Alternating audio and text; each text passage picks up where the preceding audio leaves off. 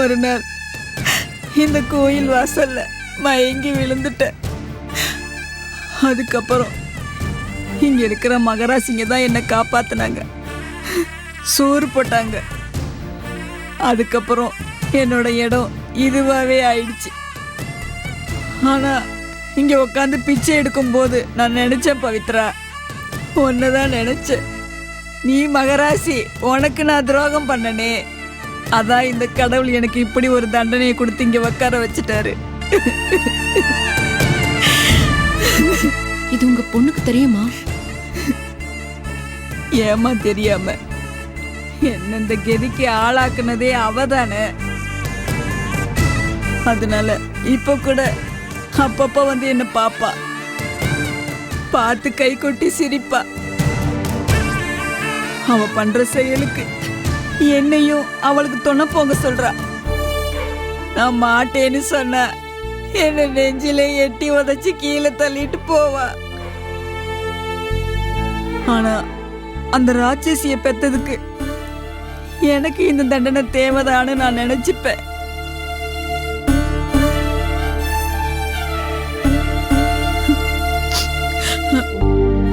பவித்ரா கண்ணு, சாப்பாடு வாங்கும்போது தள்ளி விட்டுட்டாங்க. ரொம்ப பசியா இருக்கு. ரெண்டே இட்லி வாங்கி கொடுத்துட்டு போறியா?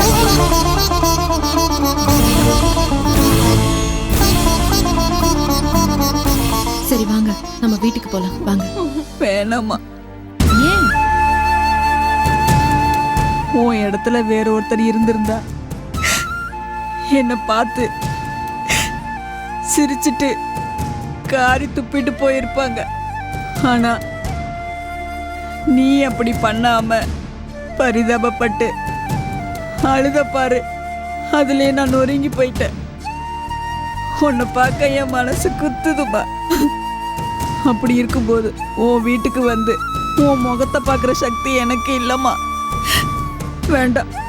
அதுவும் இல்லாம உன்ன மாதிரியே உன் வீட்டில் இருக்கிறவங்க எல்லாரும் நல்ல குணமா இருப்பாங்களான்னு சொல்ல முடியாதுமா. ஏன்னா நான் எல்லாருக்கும் அவ்வளோ துரோகம் பண்ணியிருக்கேன். என்னால் அங்கே வர முடியாதுமா. நான் வரலம்மா. உன்னால முடிஞ்ச ரெண்டு இட்லி வாங்கி கொடுத்துட்டு போமா, உனக்கு புண்ணியமா போகும். இங்க பாருங்கம்மா, எங்க வீட்டு ஆளுங்க யாரும் கெட்டவங்க கிடையாது. நீங்க அப்படி நடந்துக்கிட்டதுனால உங்க மேல கோவப்படுவாங்க. அதை நான் பாத்துக்கிறேன். நல்லா வாழ்ந்த உங்களை பார்க்க எனக்கு சங்கடமா இருக்கு. தயவு செஞ்சு வாங்க. வேணாமா, நான் சொல்றேன்ல, வாங்க. சொன்ன கேளுமா. வேணாமா, வாங்கம்மா வாங்க. சொன்ன கேளுமா.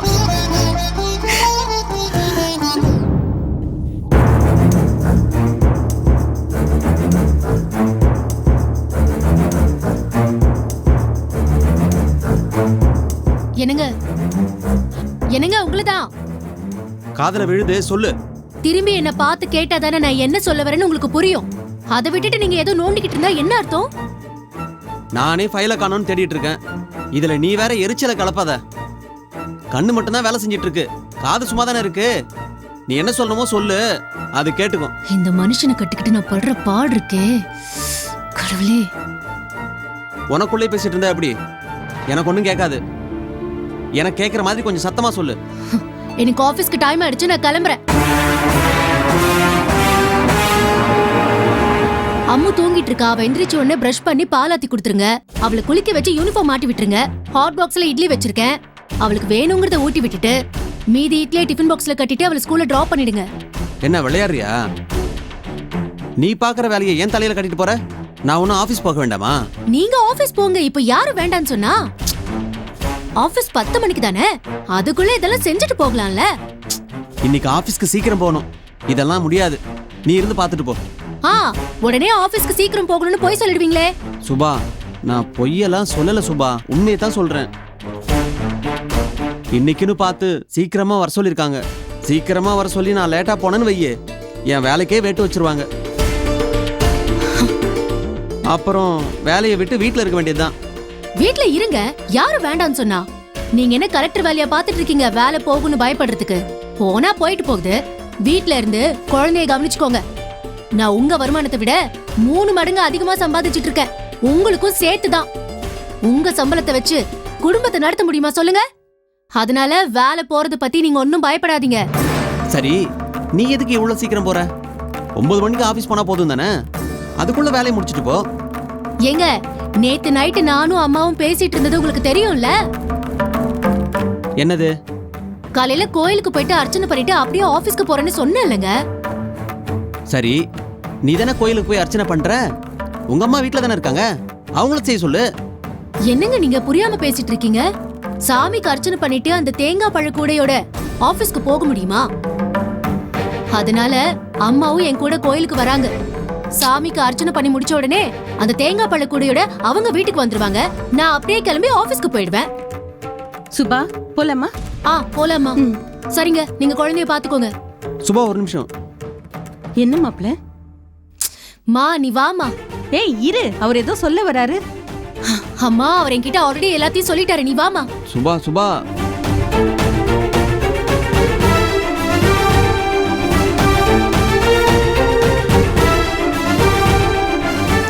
அப்பா, ஹாய், குட் மார்னிங். எந்திரிச்சிட்டியா? நீ போய் பிரஷ் பண்ணிட்டு வா, அப்பா போய் பாலாத்திட்டு வரேன். அம்மா எங்கப்பா? அம்மா இன்னைக்கு ஆபீஸ்க்கு சீக்கிரம் போகணும்னு போயிட்டாங்கடா. நீ போய் பிரஷ் பண்ணிட்டு வா, ஓகே?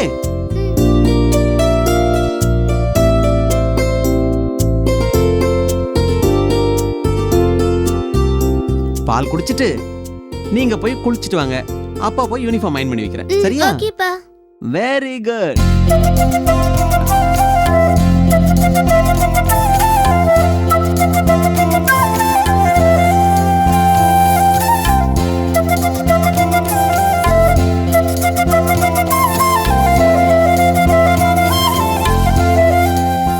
அப்பா, இதோ வரமா. டைம் ஆகுதுப்பா, சீக்கிரம் வாங்க. வந்துட்டேன். போலாமா? வாங்க.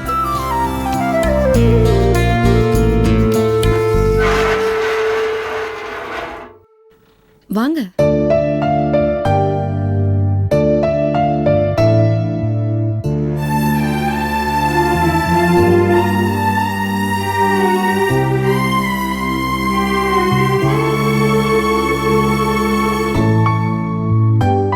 அம்மா, நீங்க இங்கே இருங்க. நான் உள்ள போய் சூழ்நிலை எப்படி இருக்குன்னு பார்த்துட்டு உங்களை அழைச்சிட்டு போறேன். பவித்ராமா, நான் அப்படியே போயிடுறேம்மா. என்னால உனக்கு எதுக்குமா சிரமம்? இங்க பாருங்க, எனக்கு இதுல எந்த சிரமமும் இல்லை. நீங்க இங்கே இருங்க, நான் வந்துடுறேன். எக்காரணத்தை கொண்டும் எங்கேயும் போயிடாதீங்க, சரியா?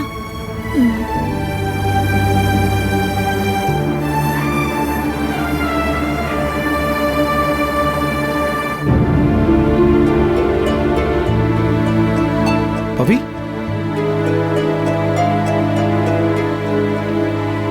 எங்க போயிட்டு வர? காலையில இருந்து ஆளையே காணும். ஃபோன் பண்ண, ரிங் போயிட்டே இருந்துச்சு, எடுக்கவே இல்லை. நான் கோயிலுக்கு போயிருந்தேங்க. போனை சார்ஜ்ல போட்டு போயிருந்தேன். சரி வா, போய் சாப்பிடலாம். ஒரு நிமிஷம். செல்வி, அம்மா, வேற ஏதாவது வேலை இருந்தா பாருங்க. எல்லா வேலையும் முடிச்சிட்டம்மா. சரி, நீங்க உள்ள போங்க. சரிங்கம்மா. என்ன பவி, ஏதாவது பிரச்சனையா? இல்ல, பிரச்சனையெல்லாம் ஒண்ணும் இல்ல. அது ஏய் பவி, ஏதோ சொல்லணும்னு வந்துட்டேன், சொல்ல வேண்டியது தானே, அப்புறம் எதுக்கு தயங்குற? பாட்டி எங்க தேவ்? ரூம்ல இருக்காங்க. இன்னைக்கு காலையில கோயிலுக்கு போயிட்டு சாமி கும்பிட்டுட்டு வெளியே வரும்போது ஒரு அம்மா தடுமாறி என் கால் கிட்ட விழுந்தாங்க. யாரோ ஒருத்தங்கன்னு நினைச்சு தூக்கி விட்டேன். முதல்ல யாருன்னு எனக்கு அடையாளம் தெரியல. அழுக்கு சேலை, குளிச்சு பல நாள் ஆன உடம்பு, பார்க்கவே ரொம்ப அருவருப்பா இருந்தாங்க. ஆனாலும் அவங்கள எங்கேயோ பார்த்த ஞாபகம் இருந்தது. யாரா இருக்கோன்னு உத்து பார்த்தப்போ அது மாதவியோட அம்மா.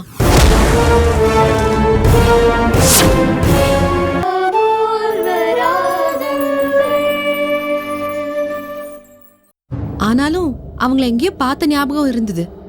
யாரா இருக்கோன்னு உத்து பார்த்தப்போ அது மாதவியோட அம்மா.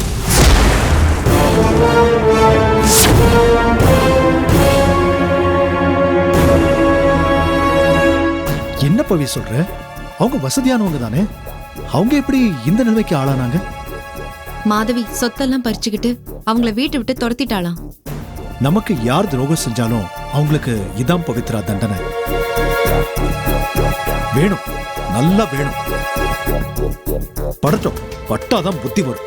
தேவ், நடந்ததுல பாதியை தான் சொல்லியிருக்கேன். இப்ப சொல்ற நீதியும் கேட்டுட்டு கோவப்படாதீங்க. இப்படி நீ பொடி வச்சு பேசுறத பார்த்தா நீ எதையோ செய்யக்கூடாததை செஞ்சுட்டு வந்த மாதிரி இருக்கு.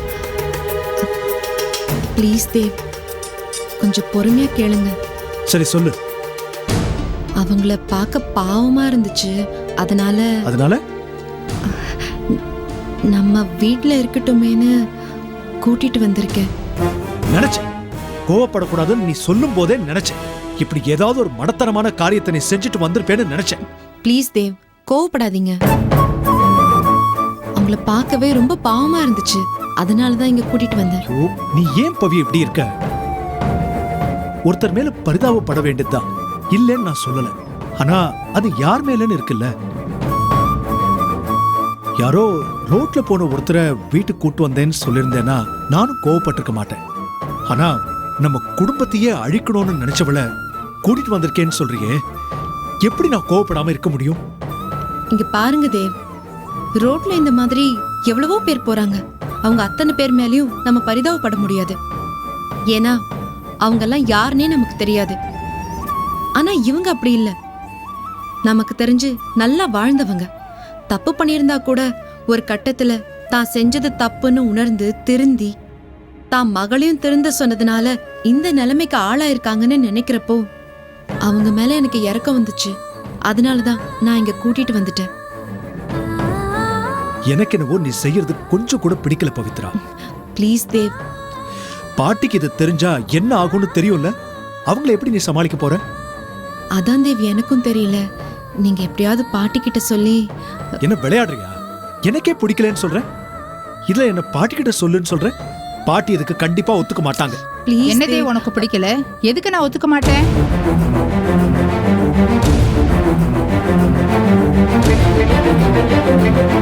என்ன பவித்ரா? அது வந்து பாட்டி. வேற ஒண்ணும் இல்ல பாட்டி. இவ கோயிலுக்கு போயிட்டு வர வழியில ஒரு அம்மாவை பிச்சை எடுக்கிறவங்க மத்தியில பாத்திருக்கா. அது யாருன்னு முதல்ல அடையாளம் தெரியலையா. அப்புறம் ஒத்து பார்த்ததுல இவ ஃப்ரெண்டோட அம்மாவா. அட பாவமே, அவ பொண்ணு என்ன ஆனா? அந்த பொண்ணு இந்த அம்மாவை ரோட்ல விட்டுட்டு போயிட்டா. இவ பரிதாபப்பட்டு நம்ம வீட்டுக்கு கூட்டு வந்திருக்கா.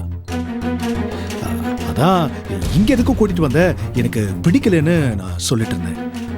டேய், என்னடா நீ? தெரிஞ்சவங்க ஒருத்தர் அந்த நிலைமையில இருக்கிறப்போ அந்த இடத்துல யாரா இருந்தாலும் அதை தான் செய்வாங்க.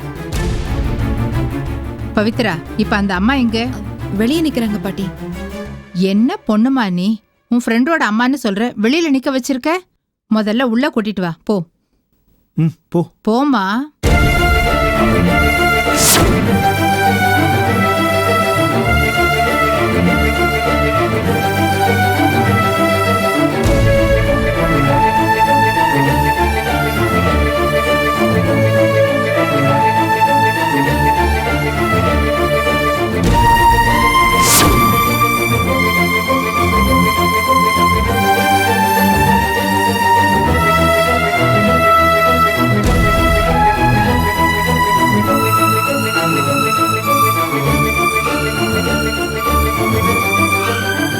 நான் சொன்னது உங்களுக்கு நல்லா புரிஞ்சதில்ல. பாட்டி எப்படி கேட்டாலும் உண்மையை வளரிடாதீங்க. என் ஃப்ரெண்டோட அம்மா நீங்க, புரியுதா? அம்மா பவித்ராமா, வாங்க. இவ்வளோ ரிஸ்க் எடுத்து என்ன கூட்டிட்டு போகணுமாமா? இத பத்தியெல்லாம் நீங்க எதுவுமே நினைக்காதீங்க. உள்ள வாங்க. வாங்க. எனக்கு என்னமோ பயமா இருக்குமா. நான் இருக்கேன்.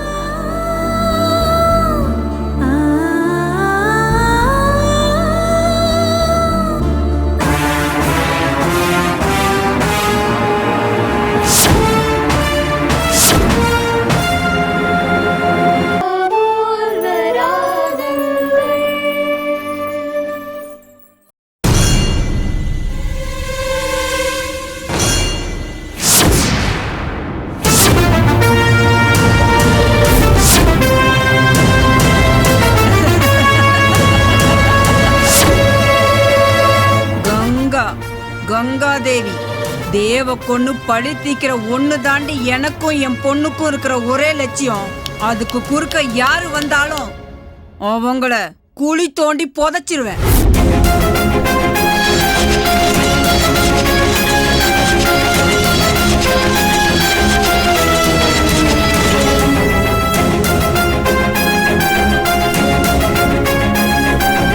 இவங்க தான் என் ஃப்ரெண்டோட அம்மா. ஏய் கொலகாரி, எவ்வளவு தைரியம் இருந்தா எங்க வீட்டுக்கு வந்திருப்ப? வெளியில போடி. வெளியில போ. பத்மினி, வெளியில பத்மினி, போ. என்ன பண்ற நீ? பாட்டி, இவளை யார் பாட்டி உள்ள விட்டது? நான் தான் இருக்க சொன்னேன். உனக்கு என்ன? இவ யாருன்னு தெரியுமா உங்களுக்கு? தெரியும். தெரிஞ்சுதான் உங்களை இருக்கட்டும்னு சொன்னேன்.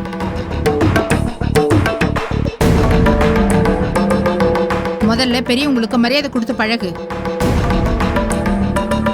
அவங்களுக்கும் உன் அம்மா வயசு இருக்கும். கொஞ்சம் கூட மரியாதை இல்லாம அவ இவன்னு சொல்ற.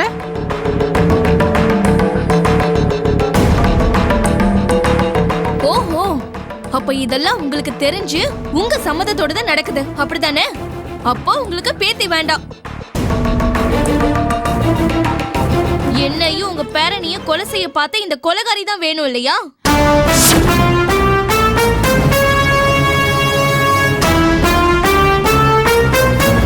இந்த வீட்ல இவளே இருக்கட்டும், நான் போறேன். பத்மினி, பத்மினி நில்லு. என்ன சொன்ன? உன்னையும் தேவியும் கொலை செய்ய துணிஞ்ச கொலைகாரியா? இவ யாருன்னே உங்களுக்கு தெரியாதா? யார் இவங்க? நான் இந்த வீட்டுக்குள்ள வரதுக்கு முன்னாடி உங்க பேத்தின்னு சொல்லி உங்களை நம்ப வச்சு ஏமாத்திட்டு இருந்தாலே மாதவி, அவளோட அம்மா.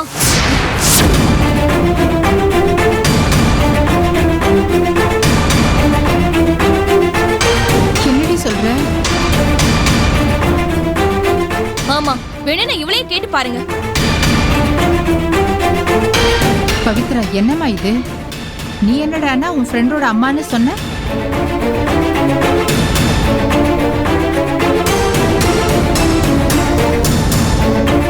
இவ என்னடான்னா அந்த மாதவியோட அம்மாங்கிற? இதுல எது உண்மை? அமைதியா இருந்தா என்ன அர்த்தம் பவித்ரா? உன் பேச்சை கேட்டுதான் அவங்களை இங்க இருக்க சம்மதிச்சேன். அக்கா, உண்மையை சொல்லுங்க, நிஜமாவே இவங்க உங்க ஃப்ரெண்டோட அம்மாவா? சொல்லுங்கக்கா.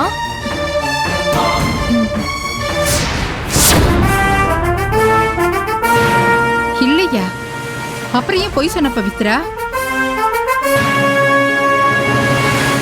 என்னை ஏமாத்தி இந்த கொலைகாரியை என் வீட்டுக்குள்ள கூட்டிட்டு வந்தியா? சொல்லு, எதுக்காக என்னை ஏமாத்தின? பாட்டி, பவித்ரா போய் சொல்லல, நான் தான் சொன்னேன்.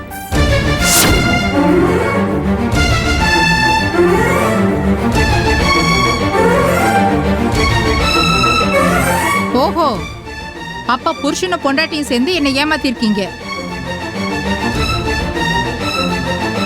அப்படிதானே? இது மட்டும் தானா, இல்ல இன்னும் இருக்கா? பாட்டி, உங்களை ஏமாத்தணுங்கிற எண்ணம்லாம் எங்களுக்கு கிடையாது. சந்தர்ப்பமும் சூழ்நிலையும் அப்படி அமைஞ்சு போச்சு. இன்னும் ஏங்க நிக்கிற? வெளியில போ. அம்மா ஒரு நிமிஷம். பாட்டி, தப்பு பண்ணவங்க தப்பு பண்ணிக்கிட்டே இருப்பாங்கன்னு இல்லை. என்னைக்கோ ஒரு நாள் தன்னோட தப்பை உணர்ந்து திருந்தின பின்னாடி நாம அவங்கள மன்னிச்சு ஏத்துக்கணும். அதுதான் மனிதாபிமானம். அதை விட்டுட்டு அவங்கள குற்றவாளியாவே பாக்குறது எந்த விதத்துல இத நியாயம்? பார் பவித்ரா, நீ 1000 சொன்னாலும் என்னால இதை ஏத்துக்க முடியாது. பாட்டி, ப்ளீஸ் பாட்டி, இவங்களை இங்க நிரந்தரமாவே தங்க வைக்க வேணாம். ஒரு 2 நாள் டைம் கொடுங்க. அதுக்குள்ள அவங்கள ஏதாவது ஒரு ஆசிரமத்துல சேர்த்து விட்டுடுறேன். தேவ், நீங்க சொல்லுங்க. நீங்க சொன்னா பாட்டி கண்டிப்பா கேட்பாங்க. சொல்லுங்க தேவ். ப்ளீஸ் பாட்டி, புரிஞ்சுக்கோ. நீ கோவப்படுறதுல ஒரு அர்த்தமும் இல்லை. நாமளும் அவங்கள மாதிரியே நடந்துக்கிட்டா நமக்கும் அவங்களுக்கும் என்ன வித்தியாசம் இருக்கு சொல்லு. ப்ளீஸ் பாட்டி. சரி, நீங்க சொன்னதுக்காக 2 நாள் இங்க தங்க நான் அனுமதிக்கிறேன். அதுக்குள்ள வெளியில எங்கேயாவது தங்கறதுக்கு ஏற்பாடு பண்ணிடுங்க, சரியா? ம்